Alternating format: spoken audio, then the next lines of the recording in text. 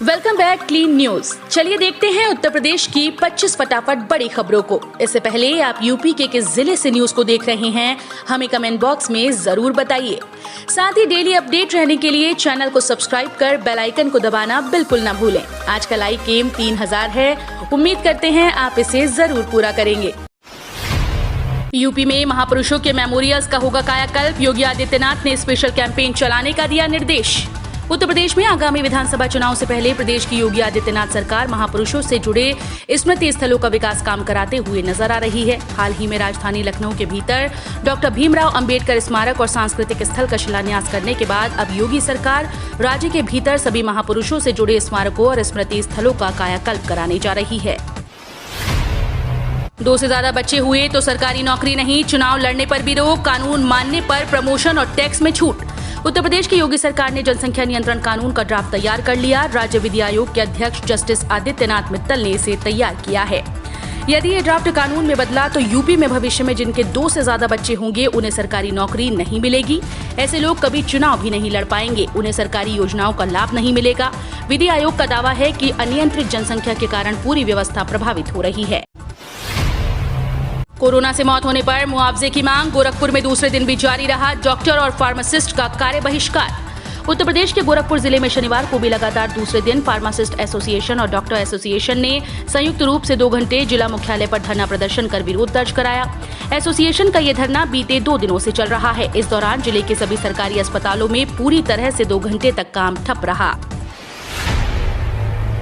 CM योगी का आदेश, निर्वाचित पंचायत जनप्रतिनिधियों की मदद में लगेंगे एमबीए डिग्री धारक। सीएम योगी ने कहा कि ग्राम पंचायत, नगरीय निकायों, जिला पंचायत और ब्लॉक स्तर पर निर्वाचित प्रतिनिधियों को कार्यों में सहयोग प्रदान करने के लिए एमबीए डिग्री धारक की सेवाएं लेने पर विचार किया जाए। ये युवा निर्वाचित जनप्रतिनिधियों के दैनिक कार्यों में तो सहयोग करेंगे ही, अपने प्रोफेशनल कौशल से विकास योजनाओं की रूपरेखा तय करने और आर्थिक प्रबंधन में भी उपयोगी सिद्ध होंगे। 1000 करोड़ की योजनाओं का करेंगे शिलान्यास। यूपी के 9 जिलों में मेडिकल कॉलेजेस का लोकार्पण करेंगे मोदी। प्रधानमंत्री नरेंद्र मोदी लगभग 8 माह बाद आगामी 15 जुलाई को अपने संसदीय क्षेत्र वाराणसी आएंगे। तकरीबन 5 घंटे के काशी प्रवास के दर्शन के दौरान प्रधानमंत्री लगभग 750 करोड़ रुपए से ज्यादा की लागत से तैयार परियोजनाओं का लोकार्पण करेंगे। इसके साथ ही 415 करोड़ रुपए से ज्यादा की लागत वाली परियोजनाओं का शिलान्यास भी करेंगे। नतीजों से गदगद दिखे सीएम योगी, बोले 85% सीट्स पर भाजपा जीती है। ये केंद्र और राज्य सरकार की नीतियों और कार्यकर्ताओं की जीत। उत्तर प्रदेश के मुख्यमंत्री योगी आदित्यनाथ ने शनिवार को त्रिस्तरीय पंचायत चुनाव में पार्टी की जीत को कार्यकर्ताओं की जीत बताते हुए संगठन का शुक्रिया अदा किया। साथ ही उन्होंने कहा कि ये जनादेश केंद्र और राज्य सरकार की नीतियों की जीत है। कोरोना महामारी के बीच ये चुनाव संपन्न कराया गया, जो कि एक बड़ी सफलता है। कुछ ही दिनों में जारी हो सकता है यूपी कक्षा 10वीं 12वीं का रिजल्ट। उत्तर प्रदेश माध्यमिक शिक्षा परिषद द्वारा कक्षा 10वीं और 12वीं का रिजल्ट 15 जुलाई तक घोषित किया जा सकता है। गौरतलब है कि पिछले साल यूपी बोर्ड के परीक्षा परिणाम 27 जून को दोपहर 12 बजे के बाद जारी किए गए थे। 2020 में कक्षा 10वीं के 83% और 12वीं कक्षा के 74% छात्रों ने परीक्षा पास की थी।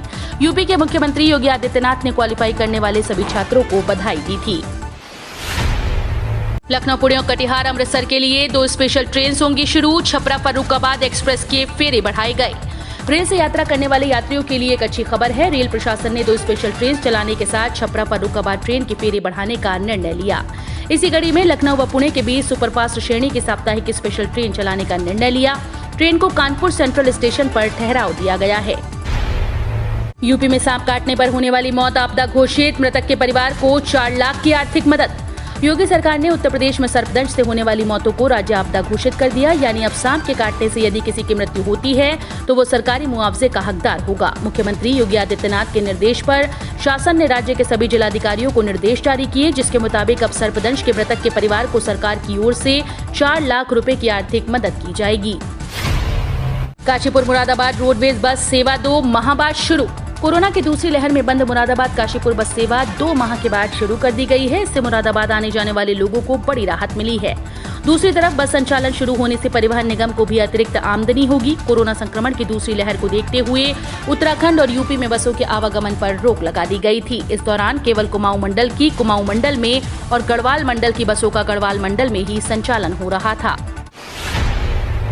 चुनाव के दौरान हिंसक झड़प को लेकर मायावती ने योगी सरकार पर साधा निशाना, बोली प्रदेश में जंगल राज चल रहा है। उत्तर प्रदेश में त्रिस्तरीय पंचायत चुनाव के अंतर्गत कल 476 सीट्स पर ब्लॉक प्रमुखों के चुनाव के लिए मतदान हुआ। इस बीच कानपुर, अमेठी समेत कई जगहों से हिंसक झड़प की भी खबरें सामने आई। कई जगहों पर तो हालात इतने कठिन हो गए कि पुलिस प्रशासन को लाठीचार्ज करना पड़ा। इसके बाद स्थिति काबू में आई। इस बीच उत्तर प्रदेश के पंचायत चुनाव में हिंसा की घटनाओं को लेकर भारतीय जनता पार्टी के नेतृत्व वाली राज्य सरकार पर निशाना साधते हुए बहुजन समाज पार्टी सुप्रीमो मायावती ने आरोप लगाया कि राज्य में कानून का शासन नहीं बल्कि जंगल राज चल रहा है। खेला होली के बाद यूपी के इस जिले में लगे धर्मेंद्र हटाओ अखिलेश लाओ के होर्डिंग।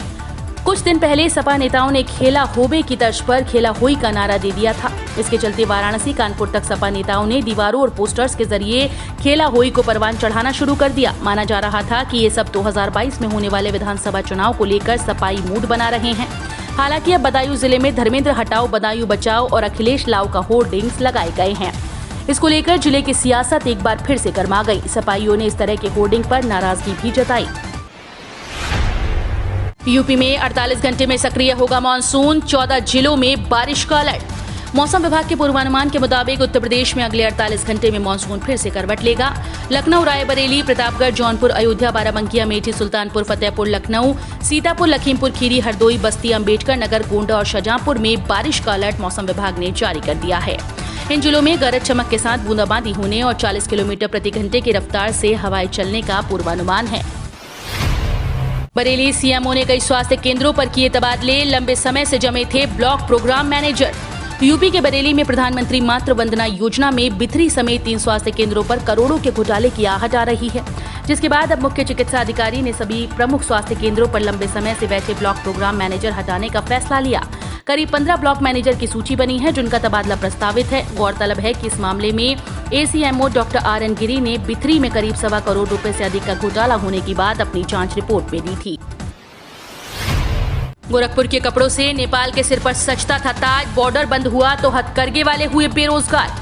गोरखपुर जिले से हर साल करीब 1.5 लाख मीटर नेपाली ढाका टोपी का कपड़ा नेपाल भेजा जाता था। इसी से मशहूर राजशाही टोपी बनाई जाती है। कोरोना संक्रमण आने के बाद इस कारोबार पर ब्रेक लग गया। लॉकडाउन के बाद से ही बॉर्डर बंद चल रहा है। इस वजह से गोरखपुर में हाथ से बने कपड़े नेपाल नहीं जा पा रहे। ऐसे में नेपाल से ऑर्डर आना भी बंद हो गया, जिसके बाद से हथकरघा और पावर लूम से तैयार लाखों का माल रखे खराब हो गया। बैंक कर्मियों के लिए खुशखबरी, हर साल मिलेगी 10 सरप्राइज छुट्टी। रिजर्व बैंक ऑफ इंडिया ने बैंक कर्मियों के लिए एक बड़ा फैसला लिया। RBI ने कहा कि जो बैंकर संवेदनशील पदों पर काम करते हैं उन्हें हर साल कम से कम 10 दिन की सरप्राइज लीव मिलेगी। इन कर्मचारियों को हर साल मैंडेटरी लीव के तहत 10 दिनों की छुट्टी अचानक दी जाएगी। RBI का नया नियम शेड्यूल कमर्शियल बैंक के अलावा रूरल डेवलपमेंट बैंक और कोऑपरेटिव बैंक पर भी लागू होगा। इस साल 40,000 फ्रेशर्स की हायरिंग करेगी TCS।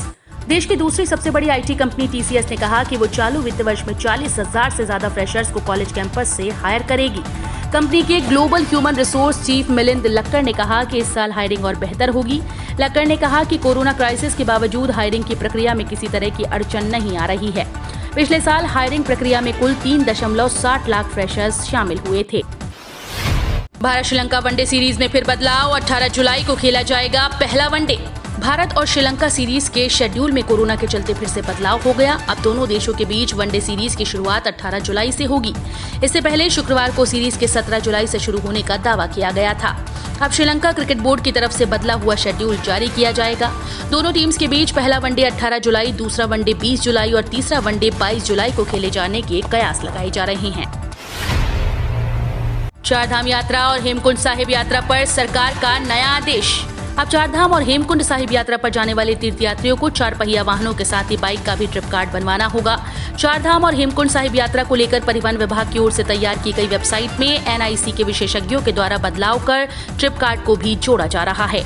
ट्रिप कार्ड के लागू होने से इस बात का पता लगाया जा सकेगा कि यात्रा पर कितने तीर्थयात्री और कितनी गाड़ियां गईं। कैबिनेट मंत्री की बैठक से पहले हंगामा, पुलिस किसानों के बीच झड़प, बैरिकेडिंग पर चढ़ाए ट्रैक्टर। एक तरफ देश में नए कृषि कानूनों के खिलाफ किसानों का आंदोलन जारी है, वहीं दूसरी तरफ कैबिनेट मंत्री मूलचंद शर्मा समेत बीजेपी के विरोध में सड़कों पर उतरे किसानों की पुलिस से झड़प हो गई। इस दौरान किसानों ने पुलिस द्वारा लगाए गए बैरिकेड्स पर ट्रैक्टर चढ़ा दिया। इन प्रदर्शनकारियों को काबू करने के लिए पुलिस को कड़ी मशक्कत करनी पड़ी। CBSE ने शुरू की 12वीं के रिजल्ट की जांच। सीबीएसई ने स्कूल द्वारा तैयार किए गए 12वीं के रिजल्ट की जांच शुरू कर दी। इसमें 10वीं व 11वीं का रिजल्ट भी शामिल है। इसको लेकर सीबीएसई ने बिहार बोर्ड, आईसीएसई, यूपी व नेपाल सहित 10वीं बोर्ड को पत्र लिखा है। बोर्ड ने 12वीं के उन छात्रों के 10वीं का अंक पत्र मांगा जिन्होंने बिहार बोर्ड से 10वीं करने के बाद 11वीं में सीबीएसई स्कूल में नामांकन लिया था। बोर्ड के मुताबिक 10वीं के अंक पत्र की जांच की जाएगी। मिड डे मील के रसोइयों को न्यूनतम वेतन क्यों नहीं, हाई कोर्ट ने मांगा जवाब। कार्यरत रसोइयों के मानदेय मामले में व्यक्तिगत हलफनामा मांगा है। कोर्ट ने उनसे पूछा है कि इन रसोइयों को समान कार्य समान वेतन के सिद्धांत के तहत न्यूनतम वेतन क्यों नहीं दिया जा सकता। यह आदेश न्यायमूर्ति नाहिद आरा मुनीस और न्यायमूर्ति SD सिंह की खंडपीठ ने रसोइया संघ ब्लॉक अहरौला की तरफ से दाखिल याचिका पर दिया। याचिका में कहा गया कि रसोइयों को प्रतिमाह 1000 रुपए का मानदेय दिया जा रहा है। सीएम योगी का बढ़ेगा और रुतबा। बीजेपी ने ब्लॉक प्रमुख चुनाव में अब तक 600 से ज्यादा सीट्स जीती। जिला पंचायत अध्यक्ष चुनाव की तरह यूपी ब्लॉक प्रमुख चुनाव में भी भाजपा का दबदबा कायम रहा। 825 सीट्स में से 735 सीट पर बीजेपी ने ब्लॉक प्रमुख के प्रत्याशी दिए थे। उसमें से 635 सीट्स पर भाजपा के प्रत्याशी जीत गए। वहीं कई सीट्स पर सपा ने भी कब्जा किया। मतदान के दौरान कई जिलों में बवाल भी हुआ। सीएम योगी ने कहा कि मैं विजयी प्रत्याशियों को हृदय से बधाई देता हूं, उनका अभिनंदन करता हूं। सस्ता सोना खरीदने का 12 जुलाई से शानदार मौका, जाने किस रेट पर मिलेगा। 12 जुलाई से सावरेन गोल्ड बॉन्ड स्कीम 2021-22 की चौथी सीरीज की बिक्री शुरू हो रही है। ये केवल 16 जुलाई तक जारी रहेगी। आरबीआई की विज्ञप्ति के मुताबिक इस सीरीज में प्रति ग्राम गोल्ड की कीमत 4,807 रुपए तय की गई। ऑनलाइन आवेदन पर प्रति ग्राम 50 रुपए की छूट भी दी जाएगी। बॉन्ड सभी बैंक्स, डाकघर, मान्यता प्राप्त stock exchange, NSE stock holding corporation of India limited BSE के जरिए बेचे जाएंगे। यूपी में बीते 24 घंटे में 100 नए केस, 183 लोग हुए ठीक। सीएम योगी ने टीम 9 को दिए निर्देश। यूपी में कोरोना संक्रमण का कहर खत्म हो रहा है। प्रदेश में एक्टिव केसेस की संख्या के साथ ही मृत्यु दर में भी भारी कमी आई है। वहीं रिकवर हुए मरीजों की संख्या में लगातार बढ़ोतरी हो रही है। बीते 24 घंटे में प्रदेश में 100 नए मामले सामने आए, जबकि 183 मरीज स्वस्थ होकर डिस्चार्ज हुए। बीते 24 घंटे में 2,76,013 कोविड सैंपल की जाँच की गई। इस दौरान पॉजिटिविटी रेट 0.04% से कम रही। हम रोज ऐसे ही न्यूज लाते रहेंगे। यदि आपने अभी तक क्लीन न्यूज यूपी को सब्सक्राइब नहीं किया है तो फटाफट सब्सक्राइब कर लें। साथ ही बेल आइकन को प्रेस करना बिल्कुल ना भूलें ताकि लेटेस्ट अपडेट मिस ना हो।